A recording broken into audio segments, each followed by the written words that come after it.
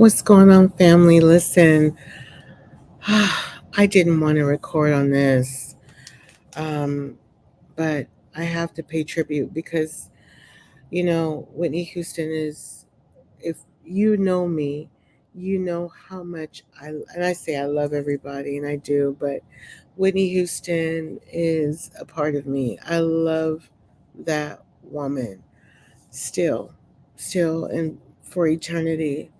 I had the pleasure of seeing her on Mother's Day in 1990 here where I live. And it was one of the best Mother's Days ever. I believe I was in the ninth grade. Yeah, the beginning of my ninth grade year. Um, and she sounded just like the album, even better, actually. Um, Her mother, Cissy Houston, passed away um, the other day, I think 2 days ago, at the age of 91. I wanted to talk about this when I first found out about it, but of course, I'm caretaking everybody. Thanks again for your prayers. Um, but Cissy Houston, can I keep it real with you guys? And this is no disrespect because I don't ever want anyone to die before their time at all. I'm still devastated. I haven't really tapped in to Whitney's death because I was dealing with, another different chapter of my mom in 2011. I think that's when she passed. Something totally different. That's going to be a whole another time, another video. But, it seems like the last 20 years, my life has been interesting to where I haven't gotten a chance to tap into my favorite artists in their passing, Michael, Prince, because I was, like I said, was going through my own whirlwind of things in life, you know, new motherhood and marriage and dealing with new life experiences with my mom and here I am again dealing with a new life experience with my mom. And, I'm glad that she's alive and thriving.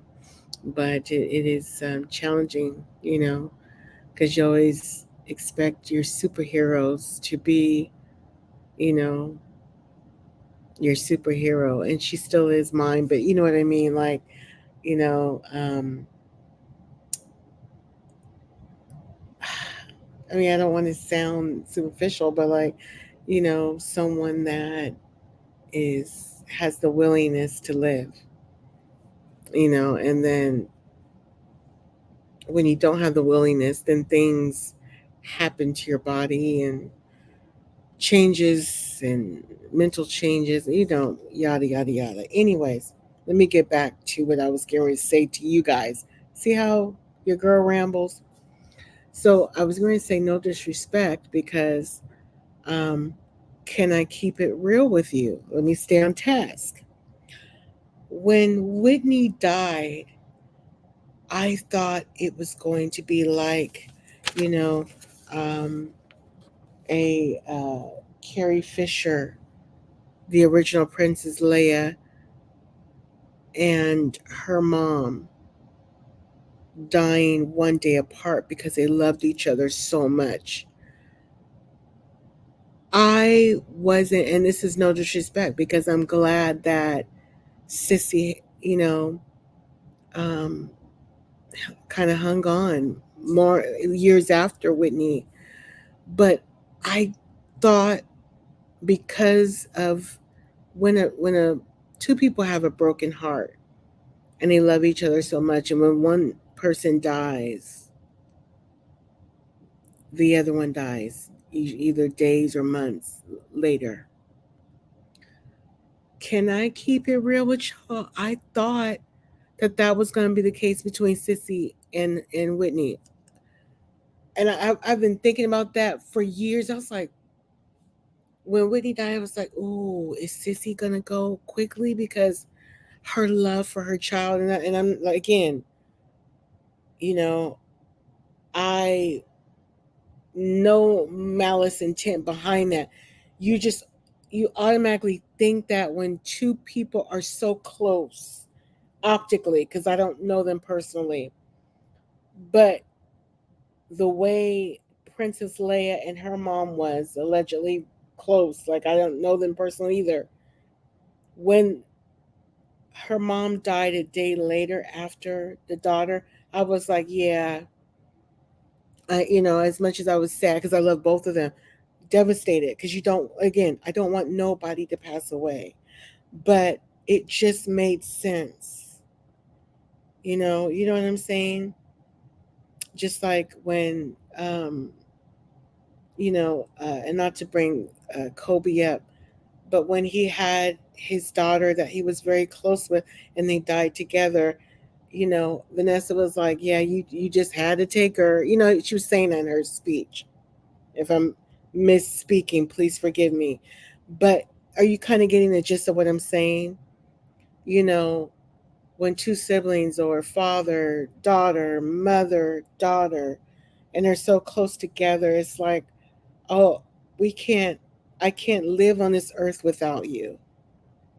I really thought that of Cissy, and because optically, the love that she had for her daughter and the pain that she went through, if it wasn't Cissy, I thought she was going to pass right after Chrissy, because clearly Chrissy and Whitney's optically looking at it, outsider looking in, outsider, you can tell their bond too. And I wasn't surprised when, so sad that she left because Bobbi is still here, because I didn't want her to go out like that. But just, and there's like I said, there's some layers on that. And I got my third eye on that situation. That was very weird, along with Whitney's, but I won't go down that rabbit hole because I just don't want to accept that she's gone, or it's just my third eye tells me otherwise of how she. Okay, I'll leave that for the other YouTubers to discuss that has been investigating and doing their thing with that. So I'll let them take care of that.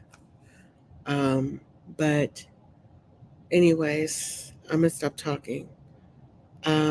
Cissy, now you're with Whitney and Chrissy. Um, and Cissy Houston has sung background for Elvis, and she was also a backup singer, and also a songstress icon herself. I think she also sung backup for Aretha Franklin. All of you guys are together. Aretha's godmother and her mom. I know they're having a celebration. So, anyways, subscribe to my channel. Comment if you care. Sorry, I got a little emotional. Um, and till next time, you guys. Bye.